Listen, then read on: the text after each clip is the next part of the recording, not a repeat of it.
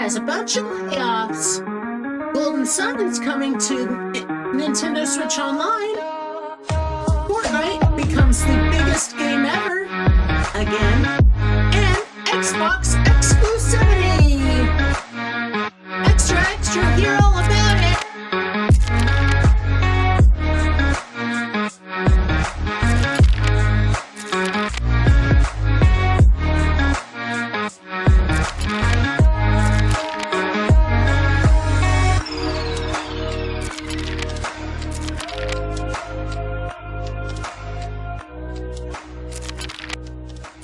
Hey guys, welcome to the podcast where things just, they blow up in our faces. I'm the Dean of Games, the Dean Slater, if you are on Twitter or Twitch, or just any platform really. And joining me today is Gavin from Twitch's Graveyard. Mics don't like my boys. Well, we already knew that. So yeah, we normally try to record on Wednesdays, and we went to record on Wednesday, and Gavin's headphones were dead. So we're like, oh, we'll record tomorrow. But we both work third shift, so sleep schedules don't exist for us, so we slept all day. And then yesterday, it didn't happen. We slept all day. Yeah, again. So, Today, we slept all day, but we're still doing it now. Yeah. We still have some time before work. But, that's... Man, it's rough. But, how are you doing today? Tired. Yeah. Because you I don't want to go to work. I don't either. But today's my Friday, so I have some time. But this is Extra Extra, your weekly gaming news podcast covering the news leading up to Sunday, January 14th, 2024. And if you like us, you can go to patreon.com/thebriefingroom. Now let's get to some news. And there's quite a bit of it. So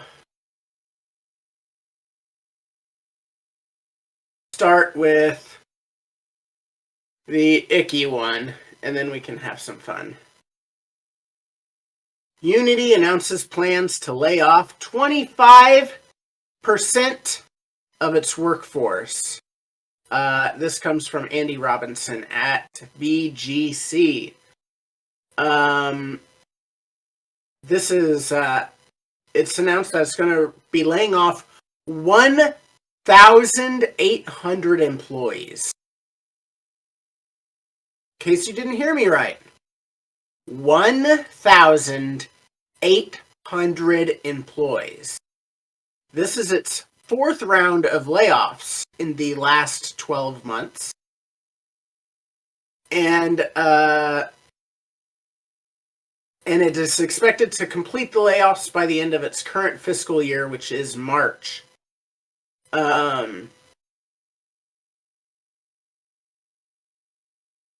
If you remember, there was the issue with Unity changing its pricing plans, which led to a lot of developers threatening to switch platforms or just unlist their games entirely from stores.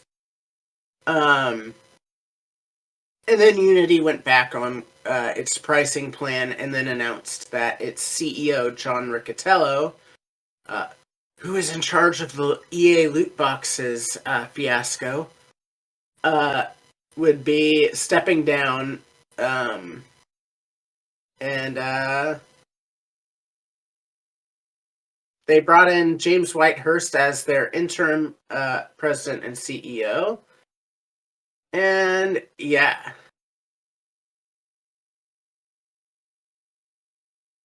Just for context, by the way. we're not even halfway through January, right? They announced they are laying off 1,800 people, in case you missed it the first 2 times I said it. Last year, it is estimated that between 9,000 and 10,000 people lost their jobs. We're already a fifth of the way to the total number, just from one company.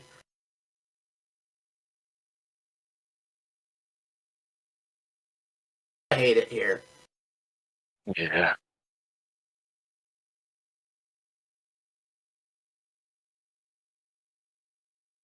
And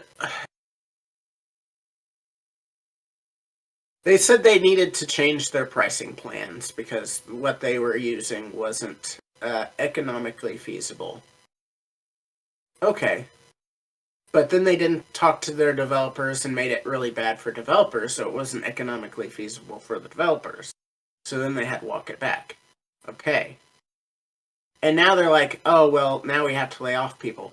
Why not, before you have to lay off anybody, try to fix the economic issue that benefits both you and your clients without having to lay off anybody? Just have... There are analysts that's job is to specifically look at what the future looks like and look at what they are currently doing and to forecast what needs to be. Why aren't these companies listening to these people? The same with Embracer. Embracer was spending money they didn't have, expecting there to be expecting $2 billion from Saudi Arabia. And when that $2 billion didn't happen because Saudi Arabia pulled out of the deal, they're like, oh, we have to just let people go now. What? Why were you spending money you didn't have? Why were you counting on a deal that wasn't even finalized? These CEOs are such fucking dumbasses. And now they're coming, and a bunch of them are coming at us, regular people, saying, oh, well, you want to have a good life, just don't eat avocado toast. Shut the fuck up. You don't even know how to run a fucking business. I'm tired. I know we're just going to see more and more layoff stories throughout this year. Because as I've said previously, crash is happening.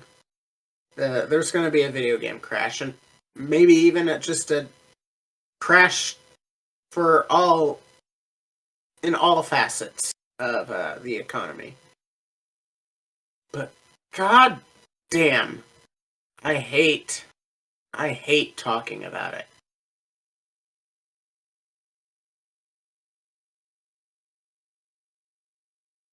You got anything else? Or you think I covered everything? I covered it all. For a fun story for me. It's a fun story for me because this affected me in such a way that one of my daughter's names is because of this. So, Nintendo Switch's Golden Sun RPGs are coming to Nintendo Switch Online. And they are coming on January 16th for users with a Nintendo Switch Online Plus expansion pack membership. They were released in 2001 and 2002, and then there was a third game that was released in 2010. We're not gonna talk about that one because while it's not a bad game, Nintendo specifically released it on a old console after a new console had already been released. So it pretty much killed the franchise. So fuck Nintendo for that. But yeah, it's a great. They are great games. and the reason they were released so close together is they actually were going to be on the N64, but that then they decided that to move them to Game Boy. Obviously, they had to scale down everything, and break them up into 2 games instead of them just being 1 game. But they are phenomenal games, and it shows that the Game Boy Advance could play 3D games. Crazy. They my daughter is actually named after one of the characters, so my oldest. So that tells you anything. My other daughter wasn't named after any video game character because when my wife found out, she's like, "You're not allowed to name our children anymore." Very sad. Very, very sad. Do you have anything to say about it? Have you heard of Golden Sun, or have you seen any gameplay of it? I have not. It's I I I think I can get you a version. Just it'll be on the down low. It's it may or may not be something that I may or may not be allowed to have legally. Who's to say? Next story. Fortnite playtime on consoles last month topped Call of Duty, EA Sports Football Club, GTA 5, and Roblox combined. Keep in mind they released Season OG, where they brought back the original map. They added Lego Fortnite. They added Rocket Racing. They added Fortnite Festival, which is like Guitar Hero. They did a bunch, and that led to a jump in user engagement. If only they had kept those 816 employees that they released, because Fortnite wasn't doing well.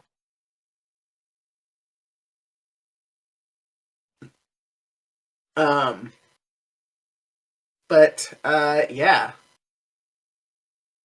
I can say that one of the hosts of this podcast accounted for that huge jump. Wow. Yeah, well, I mean, you should know. There's only 2 of us here, and only one of us played Fortnite on console. I opened the game, and that's it. Hey, that counts. I hate it here. Yeah, I can hear you. And as you can hear me, I said I hate it here.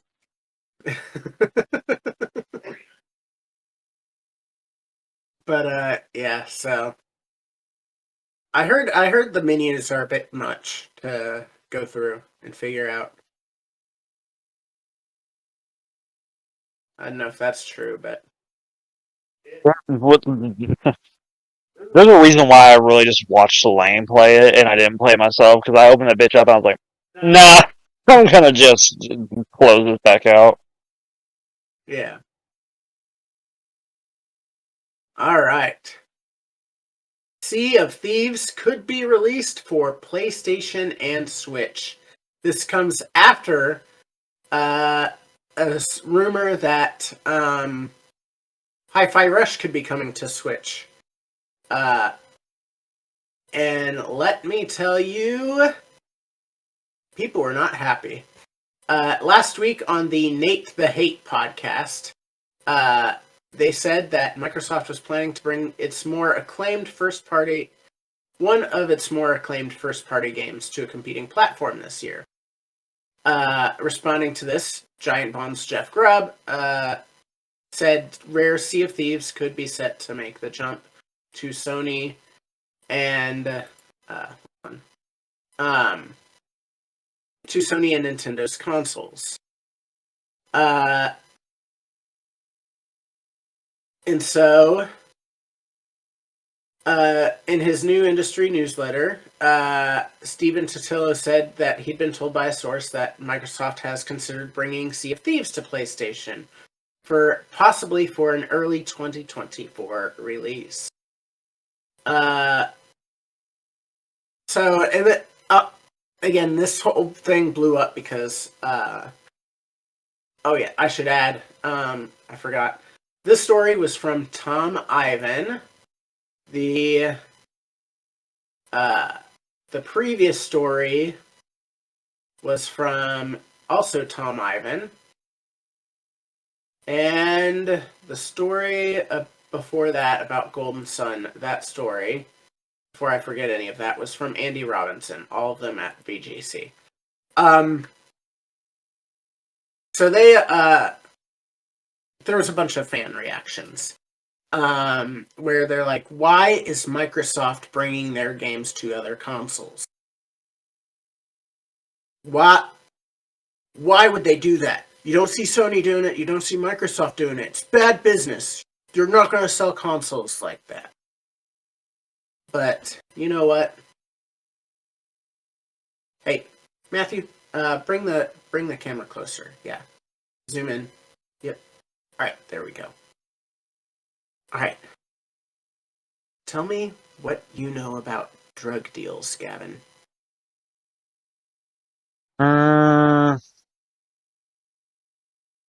I know you should never witness one out in public in the middle of the night. But that's about it. Okay. Well, I had Matthew zoom in the camera, because that also zooms in the mic, and I'm leaning a little bit into the mic, right? Well, that's because everyone knows that pigs are hard of hearing, so if you're quiet enough, they won't hear you.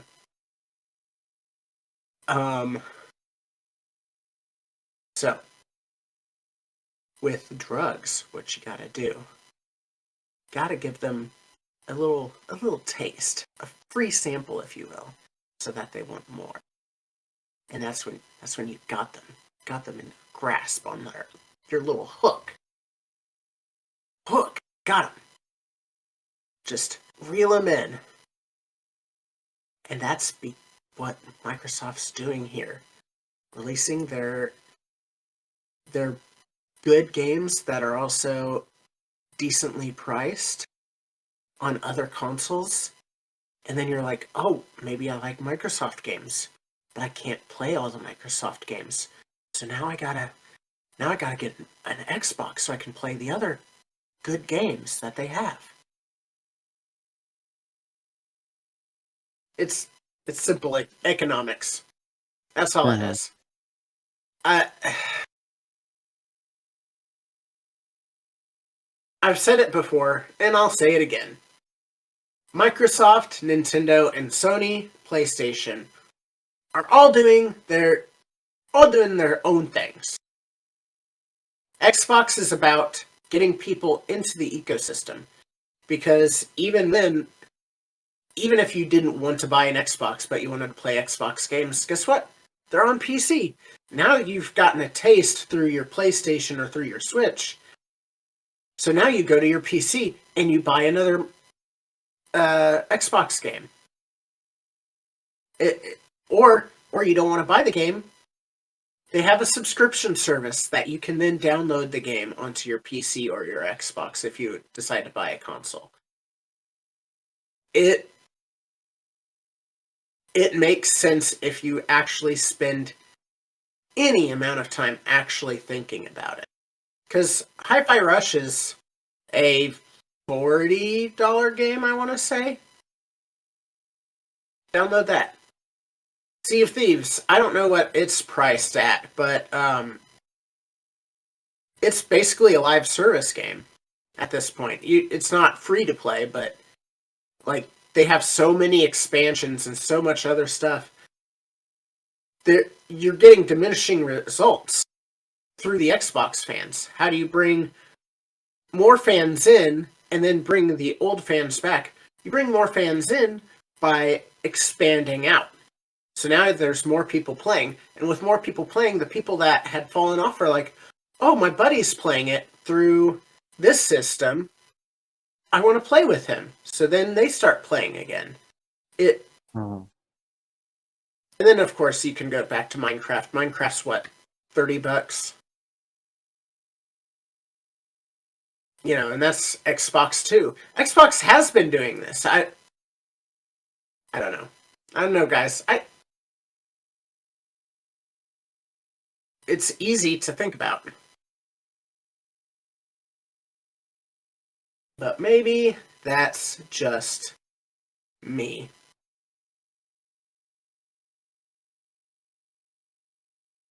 All right. So, we actually went through those stories a lot quicker than I thought we would.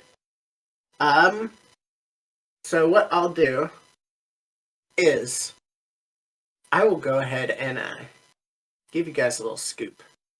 Also, I realized I never turned on my my lights, so I'm kind of dark. Sorry. That actually really pisses me off now. So here's the deal. We are planning something big at the end of the month. So big, in fact, that a former host is coming back. All I'll say. That's all I'll say. But be ready for that. We are recording it on the last day of January. And so it'll be coming out that following Sunday, so the 4th of February. So be looking forward to that. I'm excited. Me and Matthew've got a little thing we got to work out beforehand, but we're gonna do it. We got it. It's scheduled and everything. So yeah. Anyway, let me go ahead and pull up our outro. If you liked, or even if you didn't like this podcast, make sure to do all of the things, like hitting the like button and hitting the subscribe button. And when you hit the subscribe button, make sure to ring-a-ling-a-ling that bell at the XofPlays on YouTube, or giving it a high rating on whatever podcast service you use, so you can find like-minded people. Be sure to tell people about the show. Word of mouth is the best way to help us grow. And I brought it up before, but on patreon.com/thebriefingroom, you can financially support the show because it is expensive and get cool rewards as well. That's all from us. Take care.